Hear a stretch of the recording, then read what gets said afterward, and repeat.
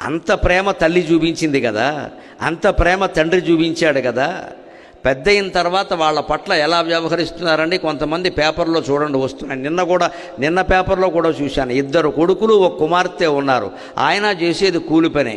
2 కొడుకులు హాయిగా వేరే ఊళ్ళో ఉన్నారు, కుమార్తె వేరే ఊళ్ళో ఉంది. భార్య చనిపోయింది, 10 ఏళ్లుగా ఒంటరిగా ఉంటున్నాడు. ఈయన ఒక్కడిని రోడ్డు మీద బారేశారండి. కనీసం ఆయన చనిపోతే దహన క్రియలకు కూడా 2 కొడుకులు కుమార్తె రాలేదండి.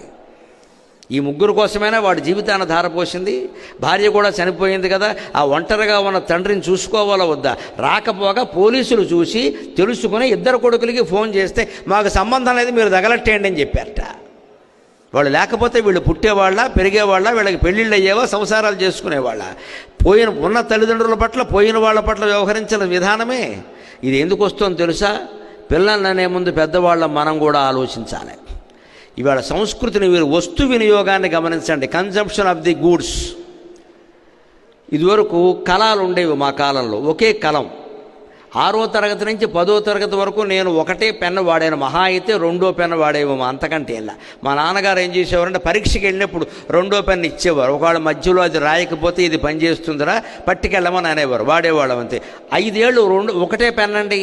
2వ పెన్ను కొనమంటే నీ చదువుకు మళ్ళీ పెన్ను ఒకటి దండగా మానే అనేవాడు ఆయన. ఆ కళలు వాడినప్పుడు మాకేమర్థమైందంటే బుర్రలో అదే పెన్ను ఇంకు పోసుకుని మళ్ళీ మళ్ళీ వాడుకోవాలి అంతే. అదే పుస్తకం నేను 5వ వాడిని. మా అన్నదమ్ముల్లో 7 అన్నదమ్ములు, నిజానికి 2 పోయారు, 5 ఉన్నాం.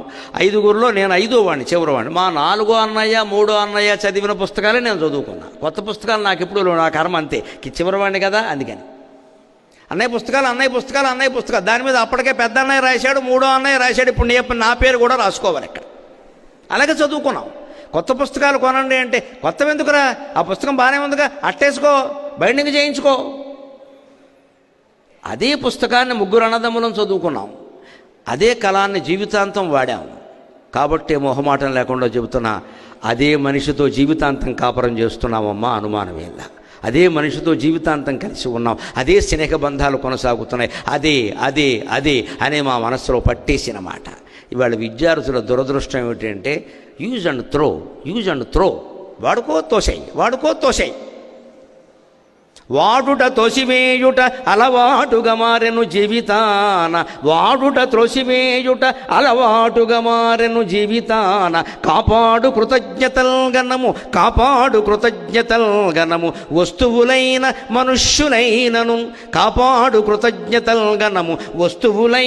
మనుష్యులైనను. వాడుకబట్టి పుట్టెడిని వస్తువులింతకు ముందు ఇప్పుడో వాడగ బుద్ధి పుట్టెడిని వస్తువు చూచిన ఎంత చిత్రమో. సాగర ఘోష కావ్యంలో ఈ గూడ్స్ యూటిలైజేషన్ గురించి నేను రాసిన పద్యం. వాడడం తోసేయడం అలవాటైపోయి తల్లిదండ్రులు కూడా వాడుకున్నాం, తోసేస్తున్నాం. పెన్ వాడుకున్నాం, తోసేసాం. బండి వాడుకున్నాం, తోసేసాం. ఒక వస్తువు వాడుకున్నాం, తోసేసాం, అయిపోయింది. రీఫిల్లింగ్ అనేది లేదండి. చాలా వస్తువుల్లో రీఫిల్లింగ్ లేదు, మార్చేయడమే.